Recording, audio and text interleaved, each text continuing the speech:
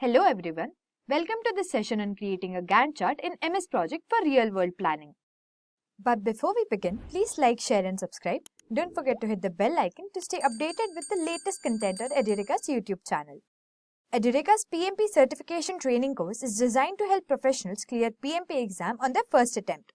This course aligns with the latest PMBOK guidelines and covers all key project management domains including people, process and business environment.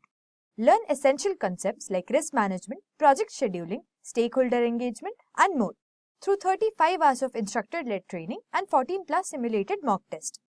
Edureka's PMP training is curated by certified experts to boost your career potential as a project manager, program manager, or PMO lead. This course provides access to downloadable resources, case studies, and real-world simulations that mirror the PMP exam environment. Gain the required 35 PDUs to sit for the PMP certification and unlock high-growth opportunities in project leadership roles. To learn more, check out the course link in the description box below.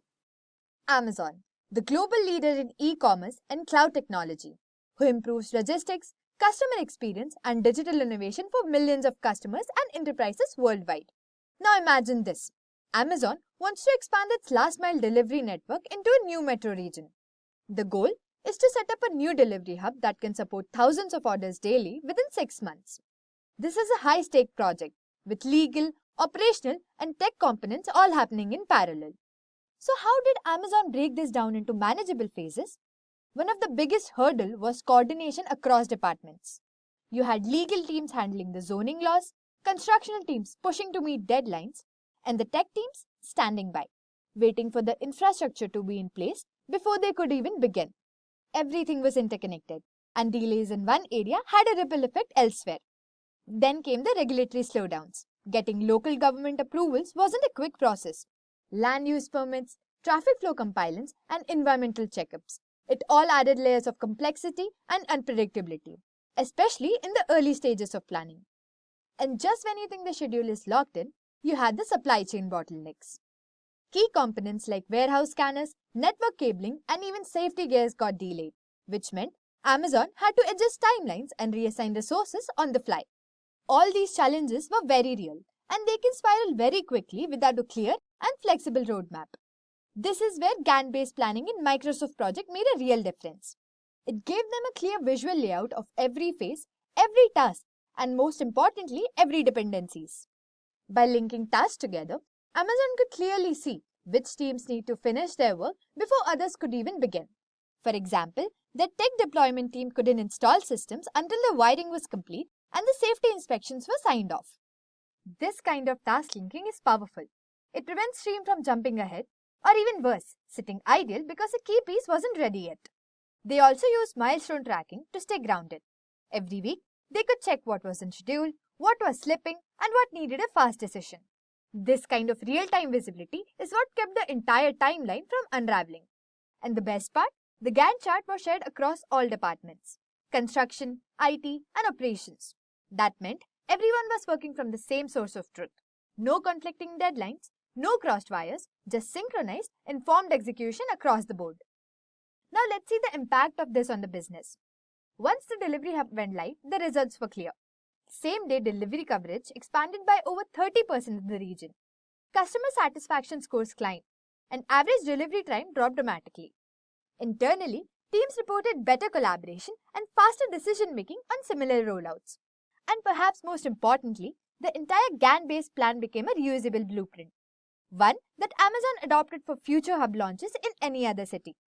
So, whether you're running a logistics expansion or tech implementation project, this example shows how smart planning, supported by the right tools, can turn chaos into clarity and impact. So what exactly is Gantt chart? A Gantt chart is a type of horizontal bar chart used in project management to visualize how long each task will take and how those tasks connect to one another. You've probably seen one before, even if you didn't know what it was called. On the left, you'll see a list of tasks, and across the top, you'll see a timeline. And on the right side, you'll see bars stretch across that timeline, showing when each task will start and end. Now, let's see the core elements of Gantt chart. The first one is task. These are the individual pieces of work that need to be done, from planning to execution. And then duration, which states how long each task is going to take. And then start and end dates. These helps you align work with key deadlines or events. Dependencies. This is a big one. Some tasks can't begin until the others are finished. And Gantt charts helps you map those connections. And lastly, milestones. These are the key check-in points like major approvals, deliveries or launch dates. Now, since we have understood what Gantt chart is, let's set up MS Project. Before we even start typing in the task, let's take a minute to set up Microsoft Project the right way. A solid setup helps avoid messy timelines and broken dependencies later on. The first step is to open Microsoft Project and select a blank project. This gives you a fresh workspace to build your plan from scratch. And then head over to the Project tab and click on Project Information. Here, you'll want to set up your project start date. In our Amazon example, let's say the expansion begins on 1st May. Enter the date and everything else will align from there. Next, you'll have to check the calendar settings. Go to change work timings to make sure your project uses the correct working hours. You can stick with the default Monday to Friday 8 to 5 or adjust based on shift work, holidays or weekends, whatever your team follows. Now, save your project with a clear file name, something like Amazon Delivery Hub Expansion Plan, so that it's easy to track and version later. And before we add any tasks to our project, let's make sure that the tasks are automatically scheduled based on their dependencies. And for that, you'll just have to click below in the New Task section, and instead of manually schedule, you'll have to select Auto Schedule. And now, you can start adding your task. We'll start with site selection and approval. And this phase will include conducting market research to identify demand hotspots. And then, we'll pinpoint the best suited sites. And then, finalizing the selection after factoring in logistics, cost, and legal viability. Next comes the facility setup and infrastructure, in which first we'll be securing the lease for the chosen location. Then, we'll design the interior layout for operation efficiency. We'll be executing infrastructure installation, including utilities. And reaching the milestone will facilitate installation complete. Phase 3 is tech deployment and system integration, in which teams will deploy on-site tech equipments like scanning systems and workstations, and then we'll configure network connectivity and cloud access.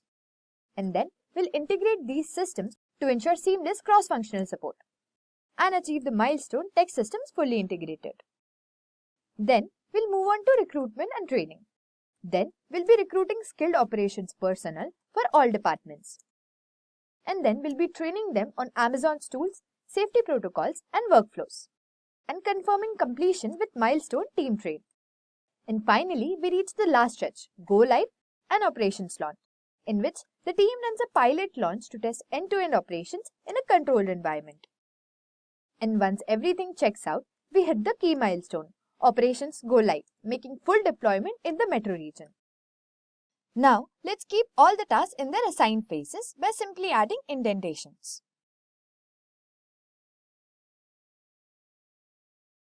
Now, as you can see in the Gantt chart that all the tasks are starting on the same tick. To set it correct, we need to add the correct predecessors and link the task properly. For linking, you'll have to select all the tasks in the phase 1, go to taskbar, and in the schedule section, you'll have to click the link button. And to see the complete Gantt chart, you'll have to go to the view bar, and in the zoom section, click on entire project.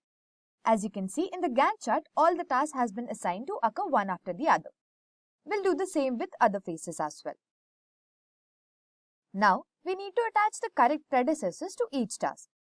We begin by conducting market research. This task kicks off the project, so it doesn't need any predecessor. Now, for lease acquisition, this task can only start after the site selection is finalized. So the predecessor for this one will be 4. And the first task here is to deploy tech equipments. This step can only happen after the facility is fully installed. So the predecessor is 8 over here. Now in this task of recruiting operational staff, this can start after the infrastructure setup is completed. So we link this task to 7. And finally, we got the pilot launch. This is a crucial dry run and it can't start until 3 things are completed. Tech systems are fully integrated, team training is done and system integration is verified. So for this one, the predecessors will be 9, 14 and 18. Now, let's update the duration of each task according to its requirements. Now, to see the entire Gantt chart, click on View bar and in the Zoom section, click on Entire Project. Now, you can see the complete Gantt chart which we have prepared. To view the critical task, you just have to go to the Gantt chart form and you can see the critical task. Now, for tracking this Gantt chart, you just have to go to the left hand side where Gantt chart is written, right click and click on tracking Gantt. Now let's say the first task is almost completed 25%. So for marking that in the Gantt chart, you just have to click on the task, go to the taskbar and click on 25%. And the same thing you can check in the Gantt chart as well. For setting up the baseline, you just have to go to the project tab, set baseline for the entire project, and you can see the baseline for the complete project now. And that's a wrap. Now we have learned how to set up the basic Gantt chart and to track it as well. If you have enjoyed listening to this video, please be kind enough to like it and you can comment on any of your doubts and queries. We will reply to them as soon as possible. Look for more videos and playlists and subscribe to Edureka's YouTube channel to learn more. Happy learning!